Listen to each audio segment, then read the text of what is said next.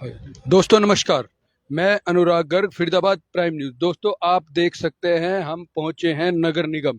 नगर निगम में पिछले कई दिनों से यहाँ पर धरना चल रहा है। धरना चल रहा है शहर के अंदर हो रहे अतिक्रमण और गो रक्षा, गो सेवक शिवा दहिया का। आप देख सकते हैं आज यहाँ पर पहुंचे हैं अशोक बाबा। सर नमस्कार। नमस्कार जी, नमस्कार भाई साहब। अशोक जी, यहाँ पिछले कई दिनों से धरना चल रहा है। सबसे पहले राठौर जी आज कौन सा दिन है धरने का आपका?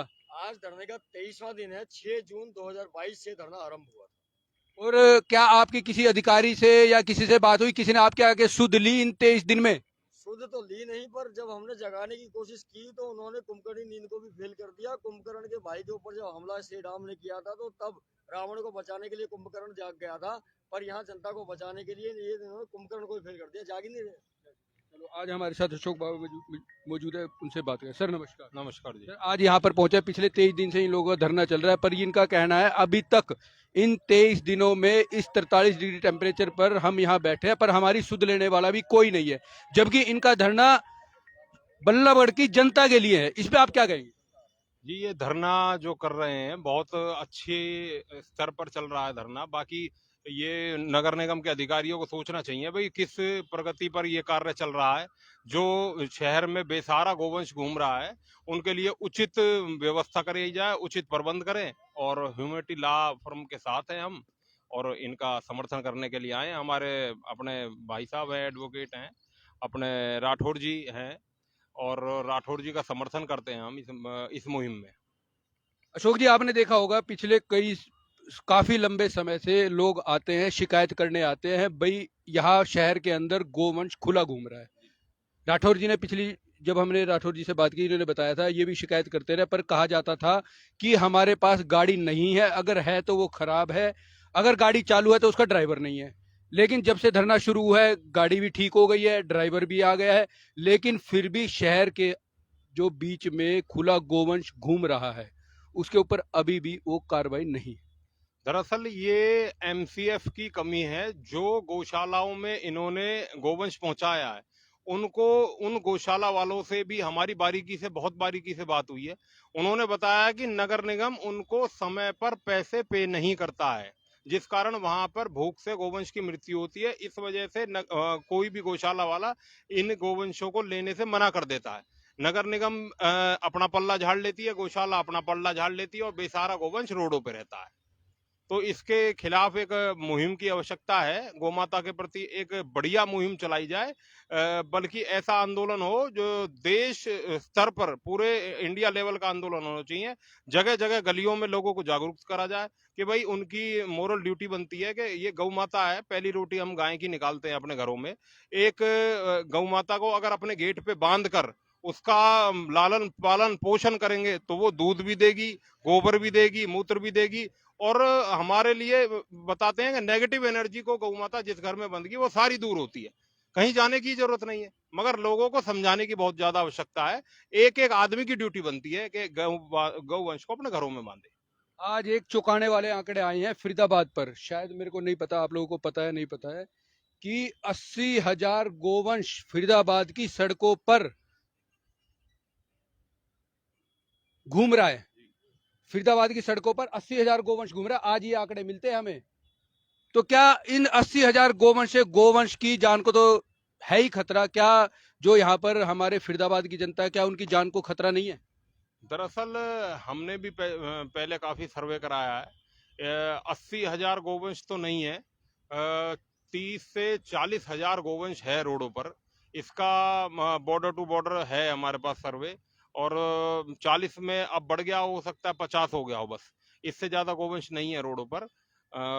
इसका बस देखना यही है कि भाई इस गोवंश से तो लोगों को है ही, भाई रोडों पे खुलेआम है और बेसहारा गोवंश है, बेचारा जाएगा कहाँ। तो उसकी जिम्मेदारी किसकी है जो दुर्घटनाएं होती है? भाई एमसीएफ है। एमसीएफ में एक इन्होंने हर तरीके का अपना दस्ता अलग बना रखा है।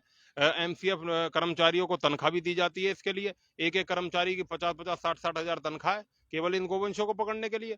अगर कोई बात की जाए तो वो क्या कर रहे हैं, रोड पर क्यों नहीं आते हैं, मौके पर क्यों नहीं कर रहे, इसका तो विषय है, मांगने लायक है। तो अगर दुर्घटना होती है, किसी की जान जाती है, तो उसका जिम्मेदार जब एमसीएफ है, क्या उन पे केस दर्ज नहीं होना चाहिए? बिल्कुल होना चाहिए। जो हो अपनी एफआईआर लॉन्च कराइए तो अपने थाने में जाके। ये सरासर जिस परिवार का, इसमें कई केसों में देखा हमने, मृत्यु भी हो जाती है, क्या वो हत्या का केस नहीं हो सकता? भाई हो सकता है, बिल्कुल क्योंकि आप एक एडवोकेट भी है। बिल्कुल हो सकता है। अपने अपने मोरल ड्यूटी की आवश्यकता है, अपने अपने राइट को पहचानिए, बिल्कुल केस दर्ज कराइए, हो सकता है, इसमें कोई इतनी बड़ी बात नहीं है। धन्यवाद अशोक जी। अब हम बात करते हैं राठौर जी से, जो यहाँ पीछे हमारे शिवाजी मौजूद है, पहले उनसे भी बात करते हैं, क्यों वो भी गो वंश के लिए पिछले 23 दिनों से यहाँ पर धरने पर है। सर नमस्कार। नमस्कार जी। सर यहाँ पर आज 23वां दिन है आपके धरने को। जब किसी से बात की जाती है, अधिकारी से बात की जाती है या ऊपर लेवल पे बात की है, वो कहते हैं हमें तो पता ही नहीं आप धरने पे हो। एक हफ्ते बाद तो जॉइंट कमिश्नर साहब आए हुए हैं, इन्होंने भी मना कर दिया कि अभी तक हमें ये नहीं पता धरना दिया हुआ है। क्या ये अपनी खिड़की में से नहीं देखते, गाड़ी में से डेली हमारे सामने निकल के जाते हैं, इनको यही नहीं पता है धरना दिया हुआ है। ये तो चोर बैठे हैं, बिल्कुल लापरवाही कर रहे हैं हर चीज में। जानबूझ कर देख कर नजरअंदाज। हर चीज में नजरअंदाजी कर रहे हैं, इनको यही नहीं पता कि क्या करना है क्या नहीं करना। हमसे पूछते हैं आप बता दो क्या करें। अरे तुम्हारा काम है, तुम तनख्वाह ले रहे हो, तुम्हें यही नहीं पता गोवंशों को कहाँ भिजवाना चाहिए। तो क्या जब वो तनख्वाह लेते हैं, जब पूछते हैं आपसे? तनख्वाह लेने के टाइम तो ये अपने आप लेके चले जाते हैं। घोटाला कर तो रखा है, इनको तो तनख्वाह की जरूरत नहीं है। ये तो घोटाले में से इतना खा खा के अमीर हुए पड़े हैं, काम तो करके ही नहीं देते। तो अब क्या होगा, क्योंकि वो तो आपको कहते हैं हमें नहीं पता आप धरने पे हो। इन्हें तो बस ये पता है कि गौ तस्करी करवानी, क्योंकि गौ तस्करी में भी इनका ही हाथ है। लेकिन इस धरने का आपको पिछले 23 दिनों से इस धरने पर जब उनके कान पर जू नहीं रेंक रही, तो आप अब अगला कदम क्या है आपका?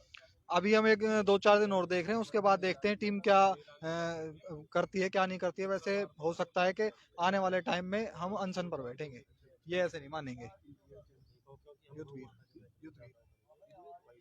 हमारे साथ युद्धवीर जी मौजूद है। सर नमस्कार, थोड़ा सा आगे आ जाइए। जब नगर निगम में इतने आगे बैठे हो, हमारे भी आगे आ जाइए। कोई बात आपकी जी, आप पिछले 23 दिनों से यहाँ बैठे हो, सुनवाई आपकी किसी तरह की हो नहीं रही, अब आगे क्या करोगे आप? हमारा जो धरना है ये 23 दिनों का नहीं है, ये अनिश्चितकालीन धरना रहेगा।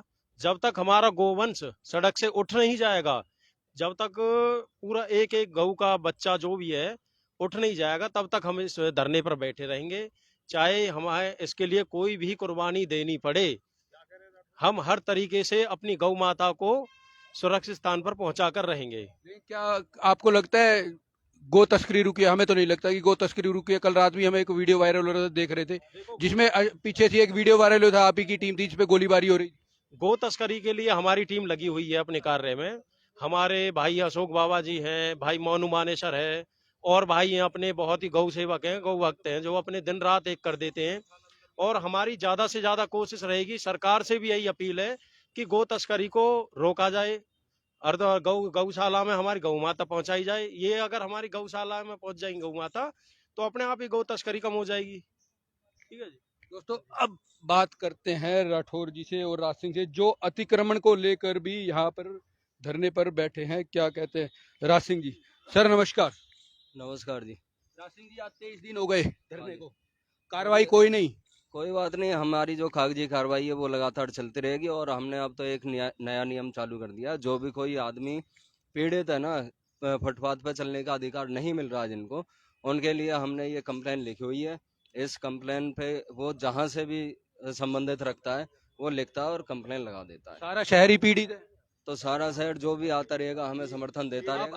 आप मेरे को एक बात बताओ, आप मुझे एक बात बताओ, शहर के अंदर फुटपाथ बचा कहाँ है?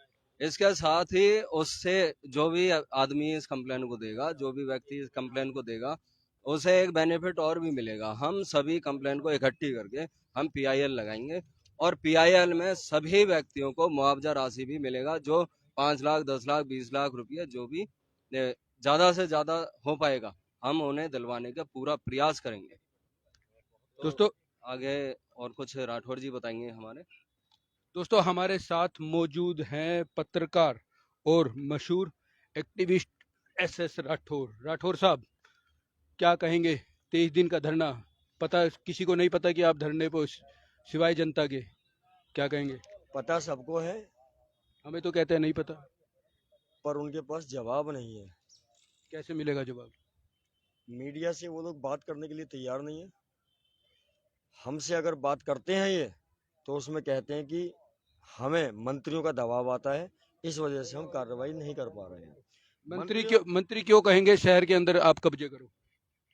मंत्रियों का दबाव आता है, कब्जे अगर ये हटवाने की कोशिश करते हैं तो इनका ये साफ तौर पे कहना है कि मंत्रियों का दबाव आता है, जो कि इन्होंने खुद हमसे हमारे सामने कहा है। और जब मंत्री जी से इस बारे में हमने संज्ञान में लाया तो मंत्री जी का भी कोई हमें पॉजिटिव जवाब नहीं मिला गौ माता के संरक्षण के लिए और नागरिकों के अधिकारों के संरक्षण के लिए।